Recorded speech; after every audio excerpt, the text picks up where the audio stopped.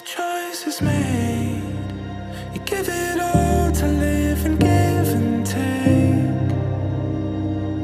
Bound to be a mess, I'm fairly certain. But are you ever lost if you follow your heart? You say, called away. Find the best in every move we make. We made it, Bobbi. Our life has been absolute chaos this past year, but we made it. I don't say these things often enough, so I'm going to take this time now to do so. I am so appreciative of our friendship and how close we've gotten. The way we think and say the same things constantly is borderline disgusting, truly. We've essentially become the same person, and I'm honestly expecting our vows to sound kind of similar. I'm so appreciative of the way we've adapted to our drastic life changes of the last 8 years. The foundation our love sits upon is still the same. We're completely different people than we were when we met, and it hasn't slowed us down at all. Our connection has transcended time, and I fully expect that to continue. And lastly, I'm so appreciative of you. Never in my wildest dreams did I imagine I would be so proud of my partner. You're smart, you're beautiful, you make me laugh, and you're off to such an impressive start in your career. My promise to you is to continue to grow with you, nurture our relationship, and above all else, make you happy. I can't wait to see what the future holds for us.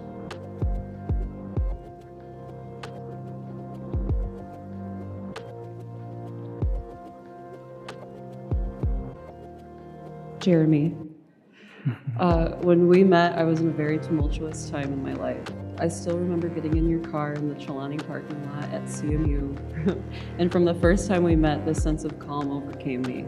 Slowly and then all at once, I fell in love with you. I love the way you speak to our pets. I love the way you cook. I love that it was never a question that you would move across the country with me. I love how calming you can be in intense situations. I love that you are my personal hype man and cheerleader. You refuse to let me feel worthless or insignificant, all while still challenging me when others fail to. I vow to try to emulate your light in this world. I promise to celebrate you and every accomplishment I'm sure you'll achieve. I promise to love who you are currently and who you are going to become. I've said this time and time again, I'll never know what I did to deserve you, but I'm thankful every day for you for sticking by my side. To my partner, confidant, drinking buddy, the love of my life, and most importantly, my best friend, thank you for picking me to be with you for the rest of our lives.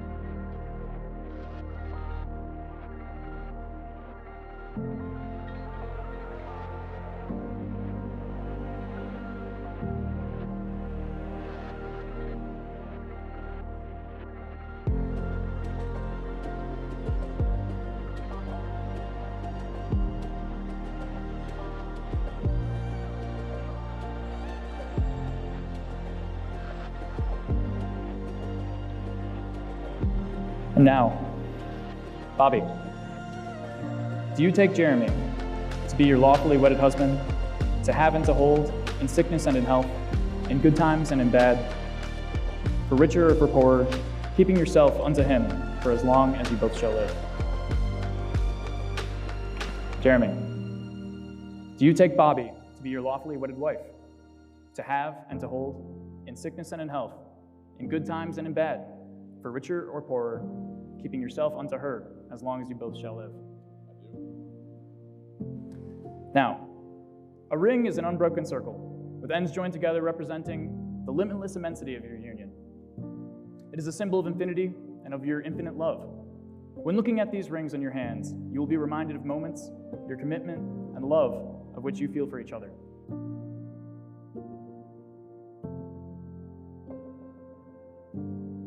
Jeremy, place this ring on Bobbi's finger and repeat after me.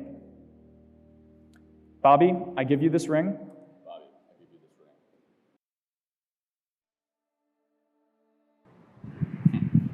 Once again, Bobbi, I give you this ring as a symbol of my love. as a symbol of my love.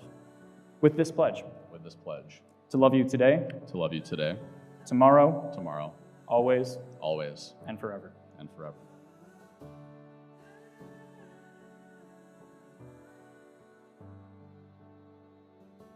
Now, Bobbi, place this ring on Jeremy's finger and repeat. Jeremy, Jeremy, I give you this ring I give you this ring as a symbol of my love as a symbol of my love with this pledge. with this pledge. To love you today, To love you today, tomorrow, tomorrow, always, always, and forever. and forever.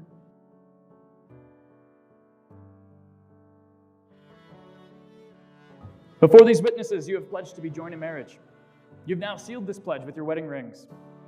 By the authority vested in me by the state of Michigan, I now pronounce you husband and wife. Jeremy, you may kiss your bride.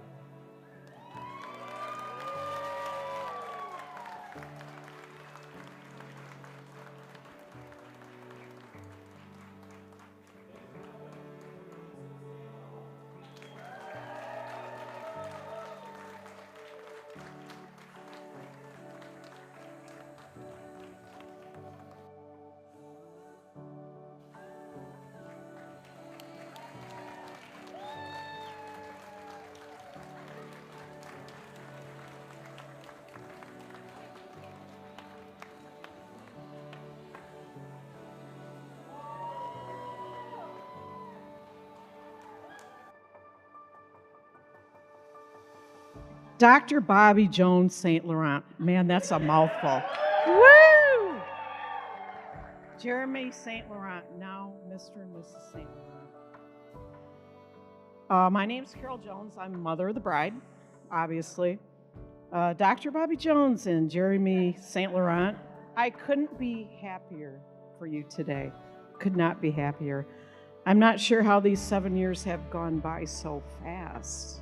From Central Michigan to Port Orange, through the doctorate degree and your degree and all the things you went through, hurricanes and whatnot. It seems like just yesterday, Bobbi went to CMU and told us that she was dating this guy. Who's this guy? Now he's our son-in-law.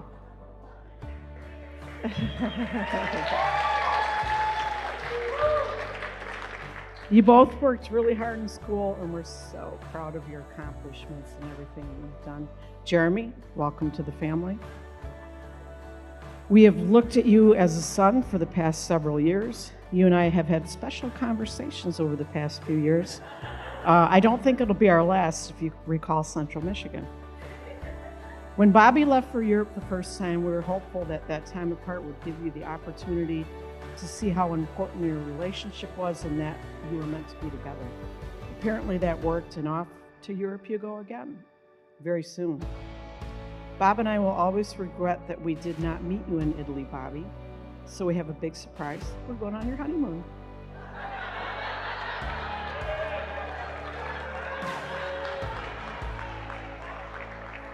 All right, Bob, get rid of those tickets. So here we are, guys. Do you remember the night we met you, Bobbi? Italian oven, Mount Pleasant, having pizza. Right. And we had a nice meal and everything, and Jeremy's mom was so excited because you never really know if you're gonna be the one or what's going on, and she's been pretty desperate for a little bit of estrogen in the family for a while. Yeah, so earlier that year, we went on a family vacation called Tour of the South, Part 1. And we drove to Nashville, Dallas, Houston. We actually stopped driving and spent a couple days in Orange Beach. Then we went to New Orleans, and then we went back to Pittsburgh where we were living. And during that vacation, we did all kinds of things, sporting events, cultural things, concert, all kinds of crazy stuff. Stopped at Waffle House, a lot of different things. Restaurants are normally part of our vacation. We plan out the restaurants, events, and stuff. You know, Bojangles as well. And so, 2016 comes along, and Jeremy's with Bobbi, and he's we really liked that vacation. We said, we're going to do this again. We're just going to see something a little different. So the next time we went to Appomattox Courthouse, Monticello, Savannah. We ended up in Daytona. We had an Airbnb in Daytona, not knowing that you were going to end up going to school there later on. So it was kind of cool to get to know the area and everything. And then we went to Atlanta, Columbus, Georgia, and back. And before we went, I asked Jeremy, is Bobby cool with the road trips? Because we're going to pile in a car and it's going to be tight. We're going to be in and out, and that's kind of how it's going to go. So I didn't realize that she really wasn't good with road trips like this. So at that point, once we figured that out, we were like, she must really love Jeremy, and he must really love her to put her through this kind of stuff.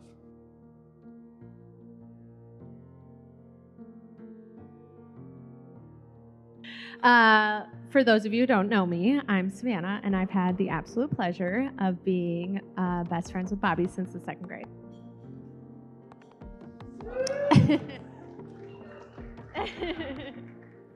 When Bobbi first asked me to be her maid of honor, I was so thrilled. And then she brought up that I'd have to give a speech, and then I was not so thrilled. So bear with me while I try to explain 20 years of friendship in about 3 minutes. Growing up, I only had brothers, and Bobbi was an only child. So when we became close, we inevitably fought like sisters because we were the closest thing we had to it. Stop.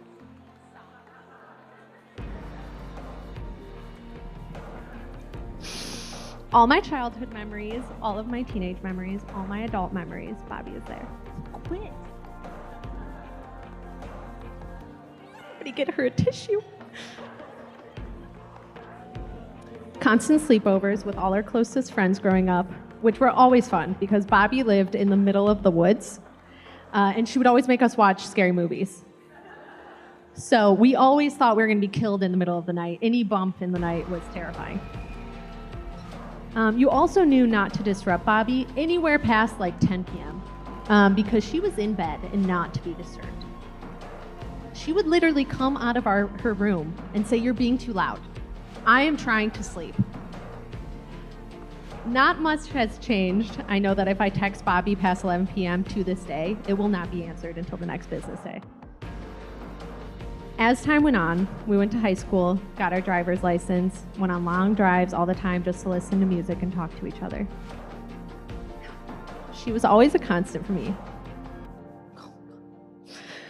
All the ups, the downs, the fights, the makeups. Oh my God. A move to Florida for her, a move to Tennessee for me. No matter the distance, we were there for each other through it all. And now here we are, your wedding day. I'm so proud of you and the woman I've watched you become over the years.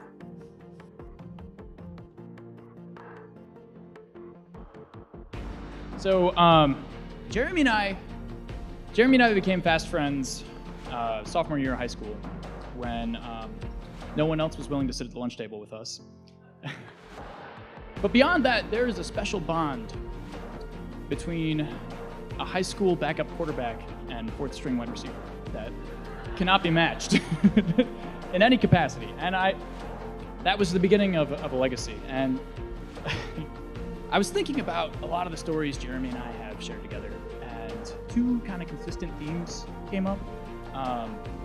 The first is your persistence, and the second is your dedication. And I say persistence not really in a positive way. And I think there's an important difference between the two words, and I'm going to tell a couple of stories to try to highlight that. First that comes to mind is in high school. We had been friends for 6 months to a year or so, and St. Lawrence were going out of town, as I'm sure you remember. Yeah, traveling to the other side of the country, and I was tasked with watching the cats for a week or two. And after 3 days, I lose the key and call to Jeremy about how long can cats live without food? But where Jeremy really exemplified persistence is a few months later, they went out of town again, and I was asked once again to watch the cats for a week. This was the beginning of a series of decision-making that wasn't your finest. reminded me going into college too. The trend kind of continued. Our freshman year, we were living in a dorm. It was us and our other roommate. And one day, it was a Friday night. We're coming home as good law-abiding 19-year-olds do, completely sober, back to the dorm, and having a very in-depth discussion about the topic of who could punch harder, right? Now, I was immediately disqualified because my bench press wasn't like 215, so this was like, I was already out of the conversation, but it was very intense between Jeremy and our roommate. And we get to the dorm, and like the conversation's kind of escalating, and like the tension's kind of building, but we're like getting ready for bed, but Jeremy persists. He's dedicated to this task, and next thing I know, our roommate gets out of bed, walks over to Jeremy's bunk, reels out, and wham! And I'm like, oh my gosh, like, do I need to intervene? Are we about to fight at 3 a.m. on a Friday night, like in our tiny little dorm? And Jeremy, in his infinite stoicism and persistence, he stands up and he says, "That didn't even hurt, bro."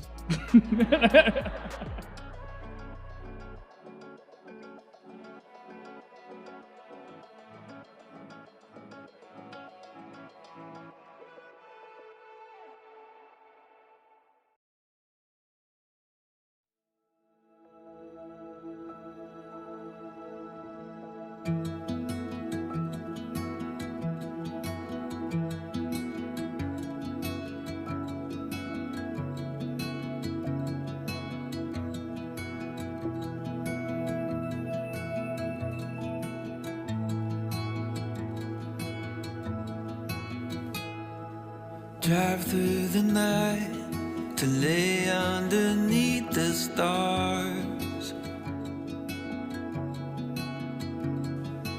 Feels like I'm dreaming to be wherever you are.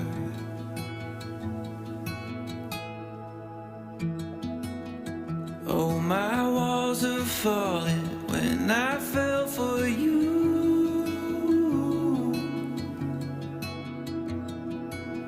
From my heart I'm calling, hear me say, I do.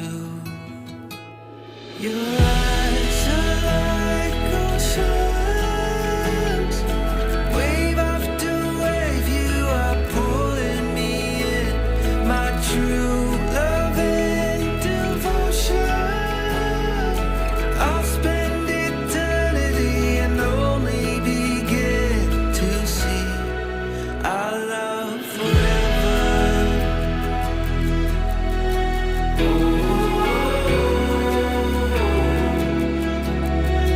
Our love forever.